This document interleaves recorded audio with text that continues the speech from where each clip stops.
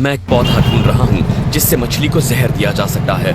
Tuber plant पूरे प्रशांत महासागर में आमतौर पर उगता है। इसकी पत्तियां अंडाकार होती हैं और यह समुद्री किनारों के नजदीक पाया जाता है। जहर इसकी जड़ों में होता है। इसकी सिर्फ ताज़ा और छोटी जड़ें ही इस्तेमाल की जाएं, क्योंकि वही सबसे ज्यादा जहरीली होती हैं। जब लहरें पीछे हटती हैं तो अक्सर छोटे छोटे गड्ढों में मछलियां फंस जाती हैं और मैं यहाँ इस ट्यूबर की जड़ को कुचल रहा हूँ ताकि इसका तेल बाहर आ जाए। और ये बढ़िया काम है। इसे आप अच्छी तरह से कुचल दीजिए और फिर इसे पानी में ऐसे धो लीजिए। कुछ ही मिनटों में इस पानी में फंसी कोई मछली तैरकर सतह पर आ जाएगी। इस पौधे और इसकी जड़ों में रोटेनोन नाम का एक प्राकृतिक जहर होता है, जिसका इस्तेमाल यहाँ के लोग मछली पकड़ने के लिए सदियों से करते आए हैं। इस जहर का इंसानों पर कोई असर नहीं होता, तो इन मछलियों को खाया जा सकता है।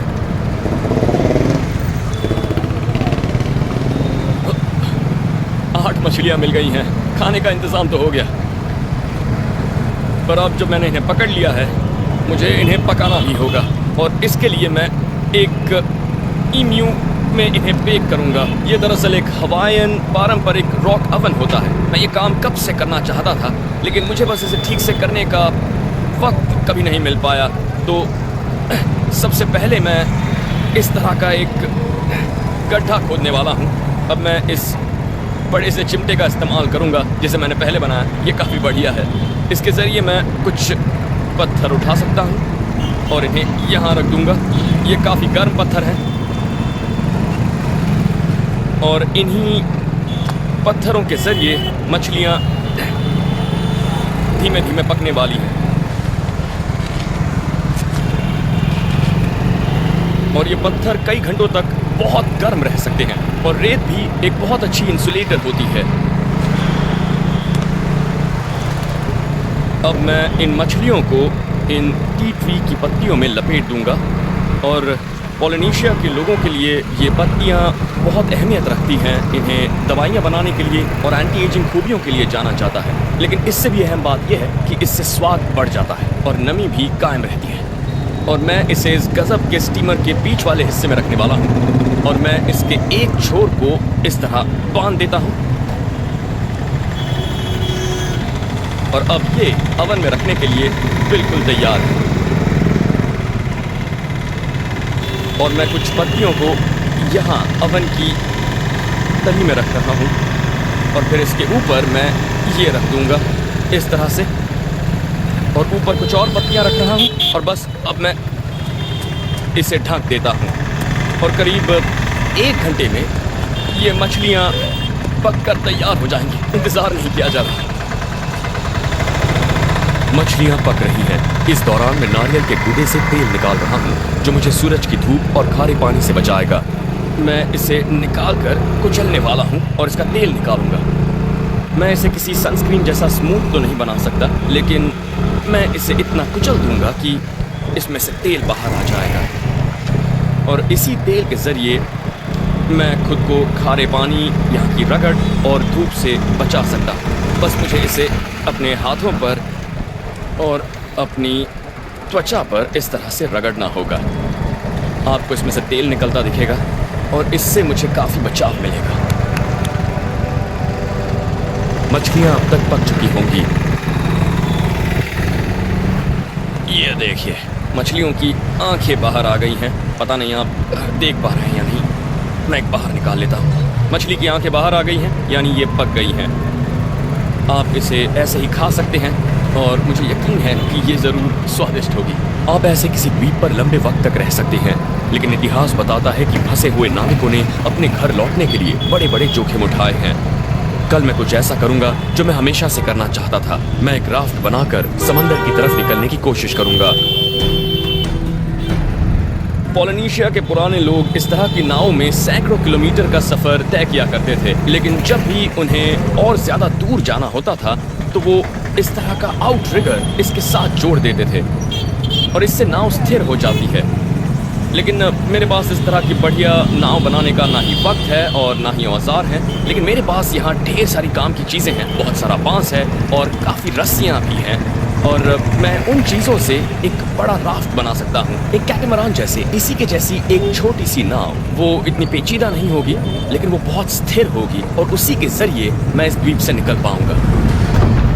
समुद्री यात्री हजारों साल से बांस का इस्तेमाल उसकी ताकत और उसके पानी में तैरने की वजह से करते आए हैं। बांस के सेक्शन जॉइंट्स के बीच हवा मौजूद होती है और इसकी लकड़ी में भी छोटे छोटे हवा के चेंबर्स होते हैं। बांस के ऐसे पेड़ को गिराने के लिए मुझे इसके निचले हिस्से में आग जलानी पड़ेगी, क्योंकि इसे काटने का मेरे पास कोई जरिया नहीं है। अपने चाकू से इसे काटने लगा तो सदियां लग जाएंगी, लेकिन ऐसा करने से पहले मुझे इनमें से किसी एक हिस्से में सुराख करना होगा, क्योंकि ये बांस हवा से भरे सील कंपार्टमेंट होते हैं। अगर मैंने ऐसा नहीं किया तो आग जलाने पर हवा गर्म हो सकती है और ये बांस फट सकता है। तो मुझे चाकू की नोक से या धार के जरिए सुराख बनाना होगा ताकि प्रेशर कम हो जाए।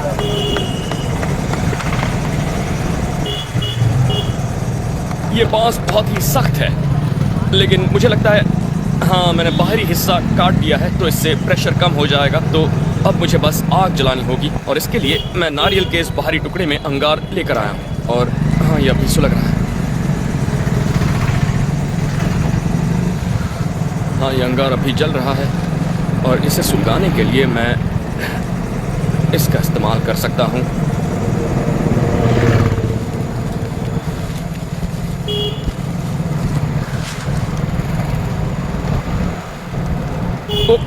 ओ, ये अंगार बुझने ही वाला था। अगर ये बुझ जाता तो मुझे दूसरा लाने के लिए 1 किलोमीटर का सफर तय करके जंगल में जाना पड़ता। बढ़िया।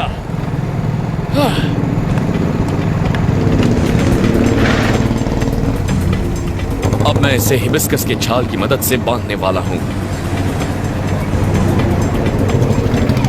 इस कैटमरान जैसे डिजाइन से राफ्ट को ज्यादा स्थिरता मिलेगी और मुझे सामान रखने के लिए ज्यादा जगह। अब मैं इसे पानी में उतारना चाहता हूँ। इसके डेक को इतना मजबूत और लचीला होना चाहिए कि ये ताकतवर लहरों को झेल सके और मुझे भी पानी से ऊपर सूखा रखे। और क्योंकि ये राफ्ट काफी भारी होगा तो मैं इसके नीचे बांस के रोलर बना रहा हूँ ताकि इसे पानी में ले जाने में आसानी हो। अब मुझे एक पतवार चाहिए, उसके बिना मेरा सफर सिर्फ बहाव के रहमो करम पर होगा। ये इस राफ्ट का एक ऐसा हिस्सा है जिसके बारे में मैं कुछ नहीं जानता। मैं एक सेल यानी पाल बना रहा हूँ और ये काम मैंने पहले कभी नहीं किया, इसलिए मुझे ये नहीं पता कि इससे बात बनेगी भी या नहीं। मैं पाल बनाने के लिए पाम की इन पत्तियों को आपस में बुनने वाला हूँ और फिर लकड़ी का फ्रेम बनाऊंगा जो इस पूरे ढांचे को थामेगा। मैं इसे तली में लगा देता हूँ। ऐसी कुछ और लकड़ियाँ लगाकर मैं इन्हें आपस में बांध सकता हूँ, लेकिन मैं ये नहीं जानता कि प्रशांत महासागर में ये कितनी देर टिका रह पाएगा।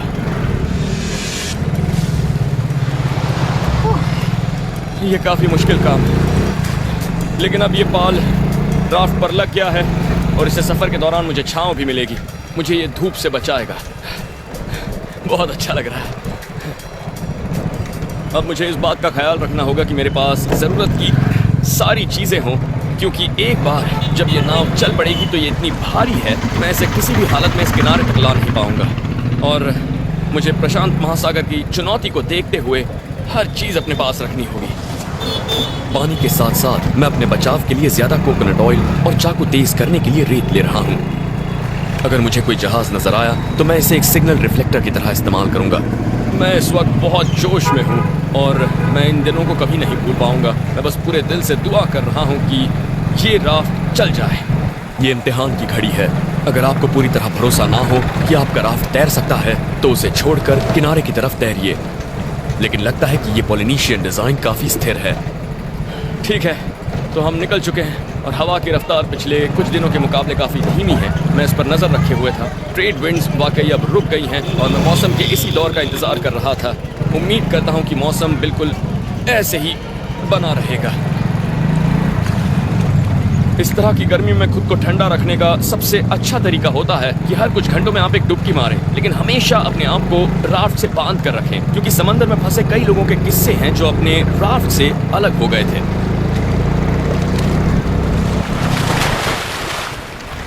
लेकिन इस पानी में कुछ है और मुझे जल्दी से इससे निकलना होगा। मुझे इसमें उतरने से पहले जांच कर लेनी चाहिए थी। मैं खुशकिस्मत हूँ कि पानी से बाहर आ गया। आमतौर पर शार्क सतह के करीब होती हैं, आप उनके डोर्सल फिन देख सकते हैं, लेकिन ये वाली गहराई में थी और मुझे पानी में उतरते वक्त पता नहीं था कि वो करीब है।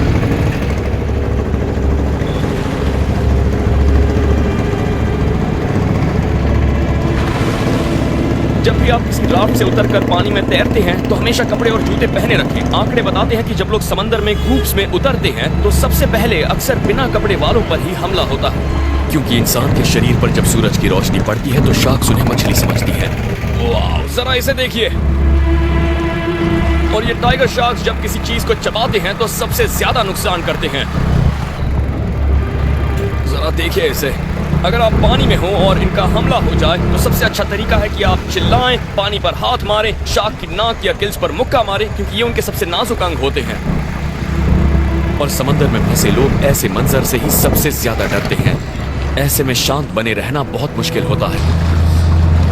वो देखिए देखिए देखिए, वो वो वो